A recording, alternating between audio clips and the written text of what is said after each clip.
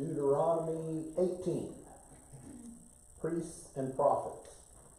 And this has a lot of commentary. There's not that many scriptures, so we'll probably finish early. I thought it would, because I usually go by the page count. And when the page count is low, I try to do 2 chapters, but this one had a lot of pages and I didn't really go through it till a couple days ago, and I thought, well, this will be all right. Now, just a reminder, next week it'll be Christmas Eve, so we won't be having Bible study. What?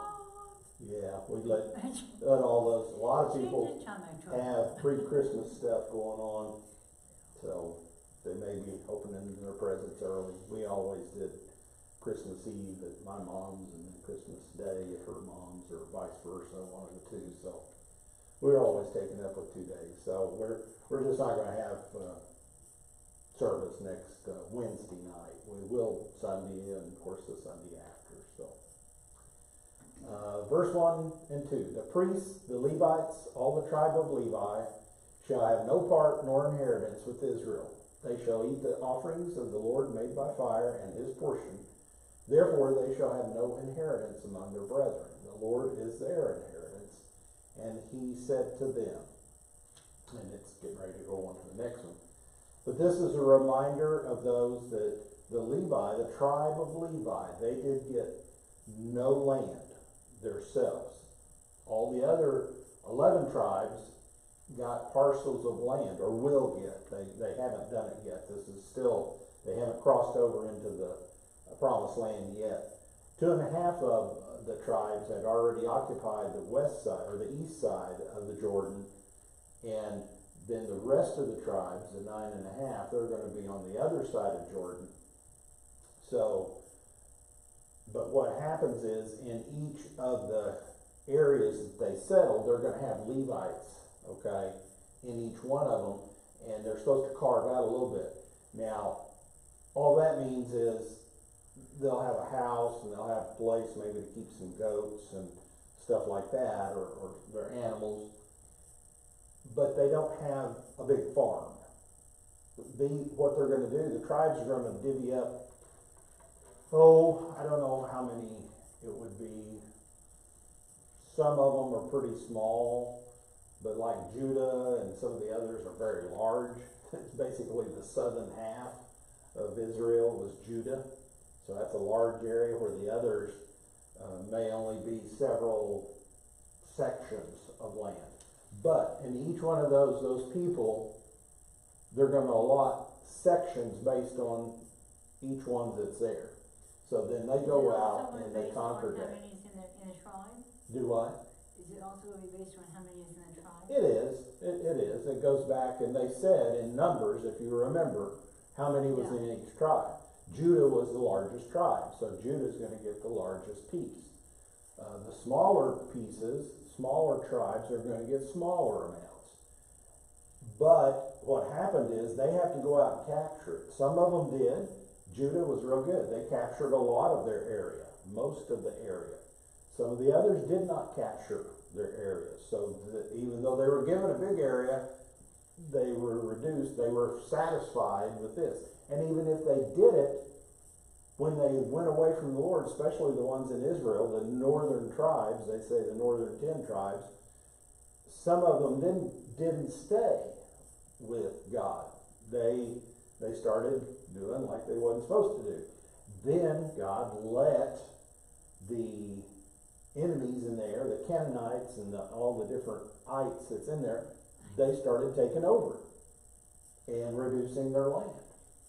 And in Judges, we'll get to that one of these days, we see that there's fights constantly. Some people, they go back and capture the lands they had, and then they get recaptured. And as they follow God, you can see God is with them, or God lets them do what they want because they want to do their own thing. Okay, you go do it. That's what he does. He'll let you do that. People say, well, why does he do that for? He's not going to force you to do anything you don't want to do. So, but in this, the Levites, just talking about this tribe of Levi, they don't have any portion. They do get part of the offerings. Not the burnt offering, but some of the other offerings that we went through. And we'll go through parts of that right here in just a minute. But they'll get that. But they don't get any per se land like the other tribes do. They will have houses that they'll stay in, and they can sell those houses and do that. We'll see that in just a minute. But that's just a little area. It's not, a tribe is not given to them, okay, a tribal area. Brother Epson, 3 and 5, 3 through 5. And this shall be a priest from the people, from those who offer a sacrifice, whether it is a bull or sheep, they shall give to the priest the shoulder, the cheeks, and the stomach, and the first fruits of your grain, and your new wine, and your oil, and the first of the fleece of your sheep ye shall give him. For the Lord your God has chosen him out of all your tribes to stand to minister in the name of the Lord, him and his sons forever. Okay. So he picked out Aaron, which was of the tribe of Levi, and they were the priests, but Aaron had other, above them, they had other brothers under Levi. Okay, the Kohathites and the Gershites, and there's another group in there. But each one of those, they're Levites. Levites means they're of the tribe of Levi, and even though they aren't priests per se, they are still in that tribe, and they have to abide by the rules of that tribe. Okay? Little confusing, but they still get to participate because they are the tribe of Levi. Aren't they the ones that took to the priest? Well, the priests come from the tribe of Levi, Okay. but that's one part of it. Aaron's lineage is the priest, okay? But Moses was one too. He has a lineage after him, and there was others after, that was before their family. It was, if you go back, a father, he had uncles, okay, I'll say it that way. He had uncles that were all under the tribe of Levi. You can go look up a chart on it and see that they had several in That there. was kind of the idea of the whole thing, though. Well, they set him up as Levi. He chose the Levites to be his servants, the ones that took care of the business of the tabernacle and all that stuff. That is what I had, yeah. The priests, they were the ones that actually offered the sacrifice.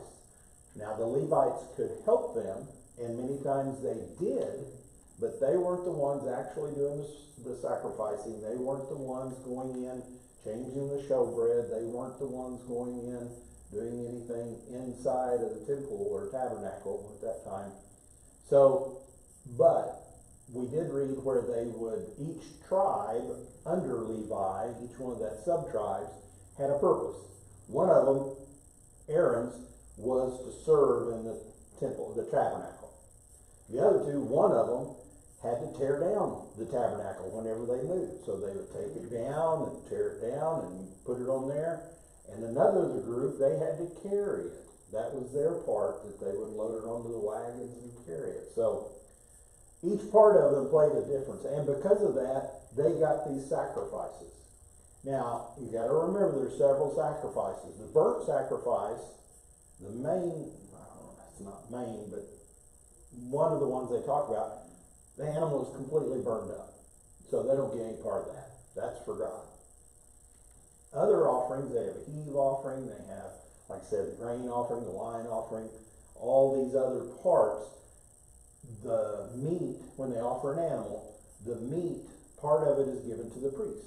The shoulder, in one place we read it was the shoulder, and one place it said the breast, another place here it says the stomach or the maw, and a couple of other places. So it describes what pieces that they got. The rest of it went back to whoever gave the sacrifice. And then they could participate. That's what we read about last week. Then they would take that and they could go and eat it also. So this is not just of the animals, but it's also, see here it talks about the fleece of the sheep. Whenever they shear the sheep, that's fleece, that's something that's gonna increase. They can make wool out of it, or it is wool, and they can make threads out of it, and sew up stuff. So they got part of that. They got the skins. They got some of the skins from the rams and from the cows, and that's how they made part of the tabernacle. We remember that. And they also get part of the grain offering and the wine offering and the oil offering. Okay, so this is what supports the Levites besides everything else. Okay, Iris 6, 7, and 8 on page 2.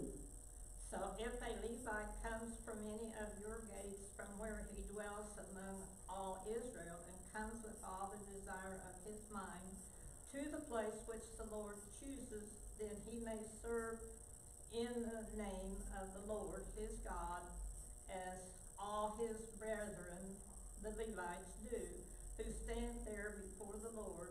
They shall have equal portions to eat, besides what comes from the sale of his inheritance. Okay, now his inheritance is what he got. Okay, this is a little confusing, and I had read this a couple, 3 times to different commentaries to see what it said. But say this was a guy that was down in Dan, or Naphtali, or wherever. He wanted to go, he was a priest, he was of the tribe of Levi, and he may be serving as a priest in his local town.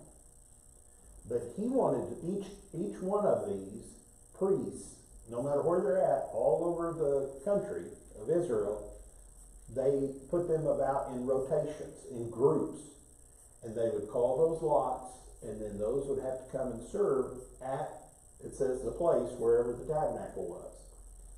When it settled in Jerusalem, they had to come to Jerusalem, okay? And so they'd come and serve. We see this with John, the father of John, okay? He did his term, he went to serve, and it was 2 weeks. They'd serve 2 weeks. And that may be his whole life. He may only serve 2 weeks. That rotation may be that big of all the people. But anyway, this guy, he's out here, he just feels like he's not doing all that God wants him to do. He wants to move to where the tabernacle is. So they say, okay, you can do that. You can come and live in this area. And you sell your house back there, you bring your inheritance, that's the sale of his house and his family, and they bring there, and he's going to stay there, and he will help with the tabernacle right there where it is. Because before, they had everybody congregated for the 40 years. They all went walking around, all the Levites. Well, now the Levites are all spread out, and they aren't moving it anymore, but there's a lot less that's concentrated around town. So they're bringing up a lot of people, okay, to help out. And there are people to do it. So it's saying if somebody comes from outside the town and they want to move there, that's okay. You can do that. They're tribe hopping? They're not really tribe hopping. They're still, because they don't have a tribe. I mean, don't have an area. They're Levites. Okay. They serve wherever they want to. For whatever reason, they went that way. Maybe her mother was there, his wife's mother, and he stayed there with them, and now he wants to go serve over here, or vice versa. We don't know. But somehow they made a choice to begin with there, where they were at. They made each one of the areas, they had their quote, they didn't have synagogues at the time, but that's the best way I can say it. They had their little church area that they served their people there. Okay, they were teaching them the 10 Commandments and the first 5 books of the Bible. They were doing that all back then. That was part of what they did there in that little town. But this person wanted to do more. He said, that's okay. You come and you do more, and there'll be more for you to do when they get down there. Because as we see, the tabernacle later on, once it got built in Solomon's time, it was huge. And compared to what the tabernacle is, the temple was huge. And it had big grounds around it, and they had to take care of it. So they didn't need a lot of people. Okay? And it was the influence, it was not the middle of Israel, but it was about as close as you could get. So they started gradually kind of migrating there.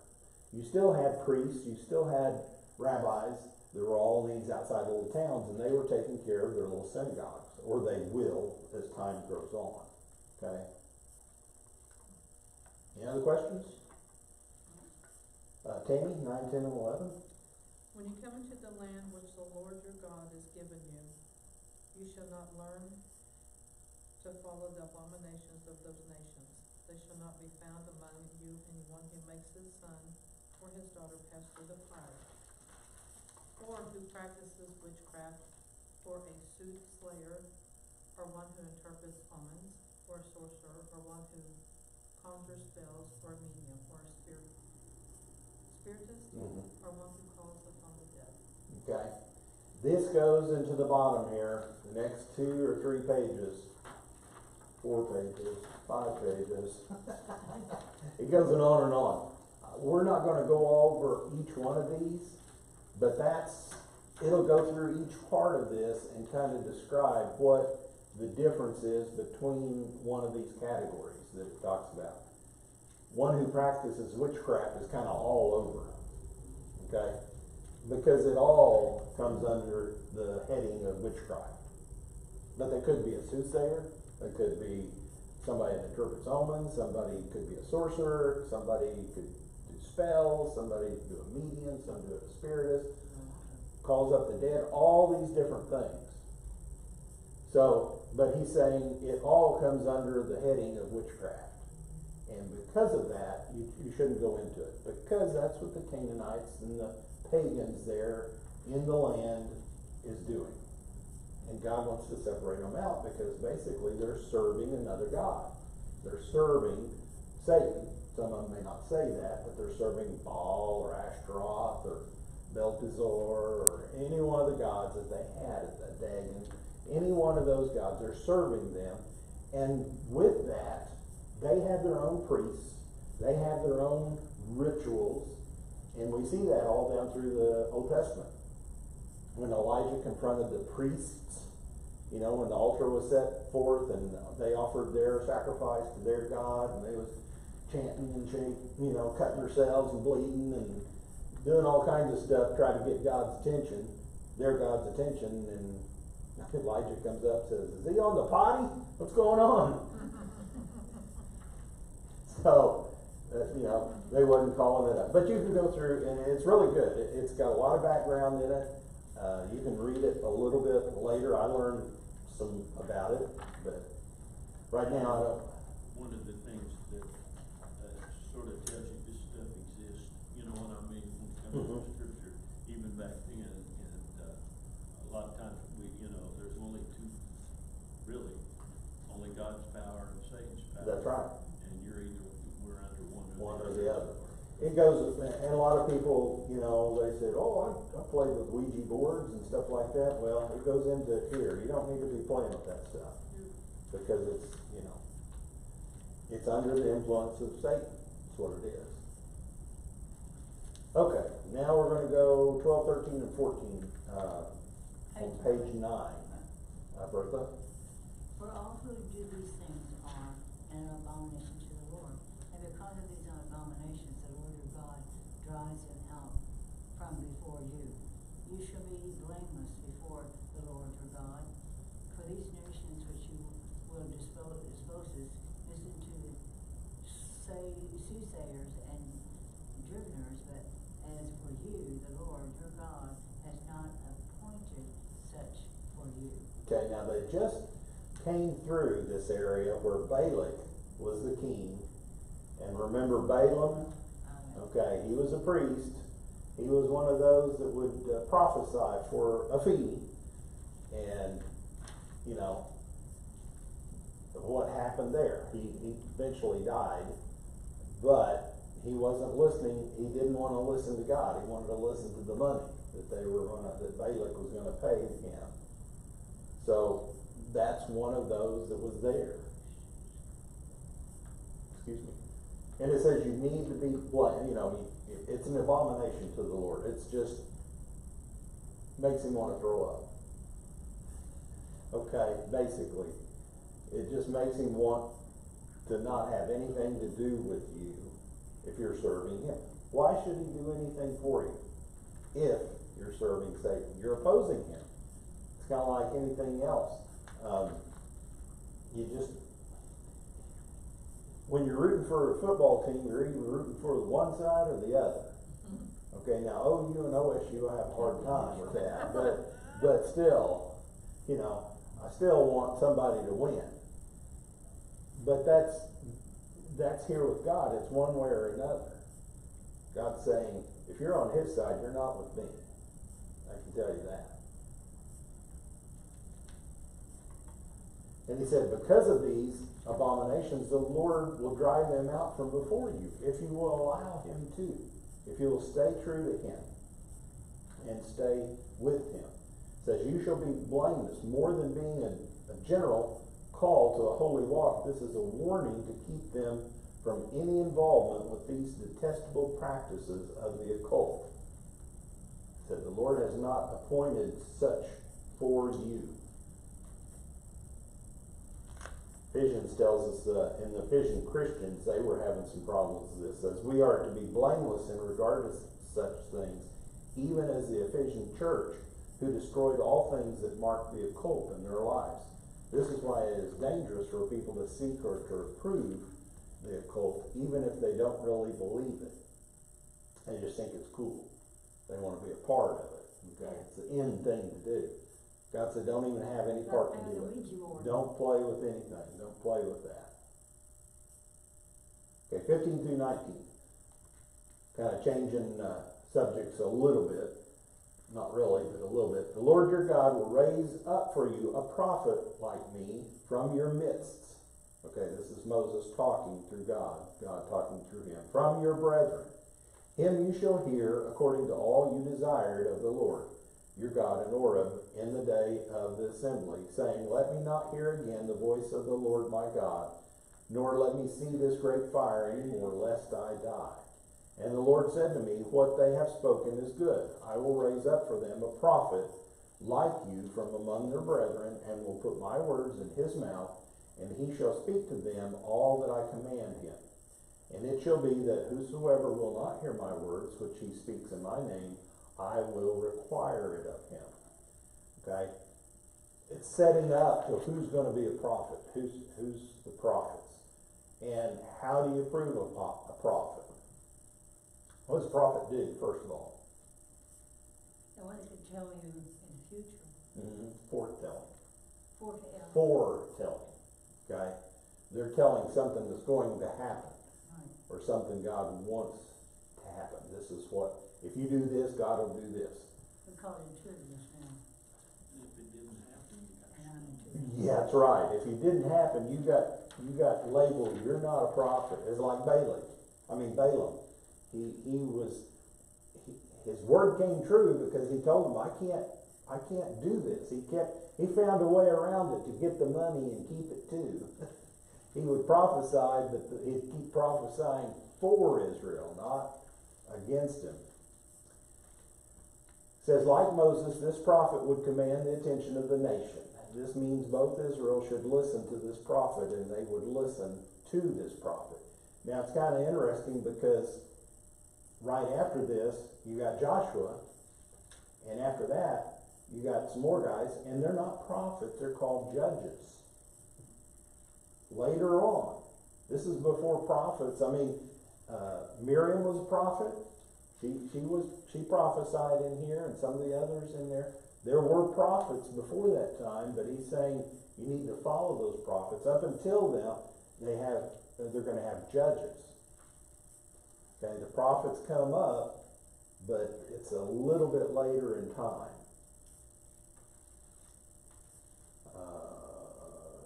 It says, people look for this prophet in Jesus' day. It says, I will raise up for them a prophet. And some thought that John the Baptist might be this prophet, but the New Testament actually plainly tells us Jesus is the prophet. He's the one that they were referring to all the way back then. Even though he didn't come back then, they're going to be looking to him. We can look later on through some of the later prophets and see all the words that they spoke, and they were speaking of Jesus. Ezekiel and Isaiah and those prophets, that we know that were written down, we can see their prophecies.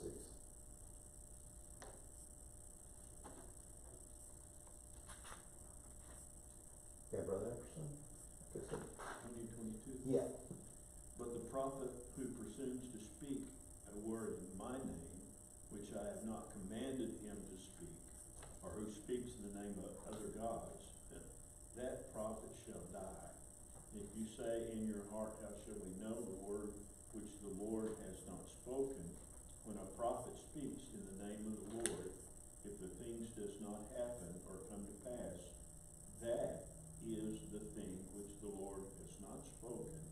The prophet has spoken presumptuously, and you shall not be afraid of him. Okay.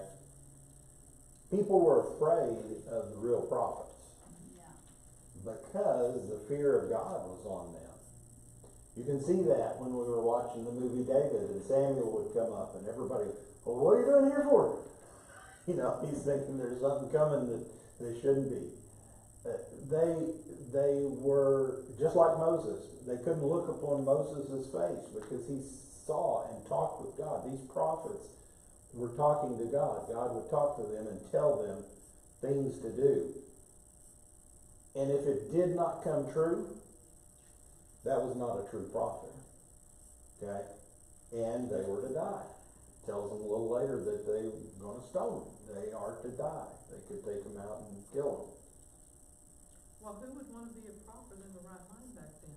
Well, I mean, if that's it- right. It's one of those things that's kind of like today. I mean, there's some things that's like, boy, there's just no, you know, to me, my mind, there's no way I want to be a pastor. You never get anybody. But it's a calling. It's just like anything else. Samuel, I keep going back to Samuel, but he was a prophet from his birth. The angel told his mother, don't shave his hair, don't let him drink any of the wine, you know, the grape. Don't do this. Don't. So from the very beginning, he heard as a little boy from God. When even Eli, the quote prophet before him, he couldn't hear anything. God was talking to the true prophet, what was hearing from them. They'd gotten so bad at that time, they needed a new prophet, and it was a little boy that was telling them what to do. And he told them, and Eli at least recognized that it was God talking to him. He said, tell me what he's telling, son, and tell it to me straight. And that's what he did. Was there a timeline? Huh? Was there a timeline for it to come true or not to come true? Well, hopefully in their lifetime. Oh. You know, So I mean, if they're lying, they'd be died in usually a prophecy is there'll be something associated with it that'll tell you the time. accuracy. Yeah. It's kind of like, you know, today it's like it would look far off. The prophecies that were given a long time ago, it's taken thousands of years, some of them. But those prophets were already right. They were right. Okay? We look back on them now and they were accurate. We don't know, there's nothing recorded to say that they weren't because they didn't come of it. What they did, they had to learn to hear what God told them and to tell that and not to tell anything else. Not add to it. Not add to it. That's the hardest thing for people to do today. We hear something and we don't know exactly if we heard it right, so we start ad-libbing. And God talks to us, we need to tell exactly word for word what he said, and nothing more and nothing less. And that's where we have to, you know, stand our ground, basically. And the prophet did. They learned through that time what you know, God was talking to them, how he was talking to them.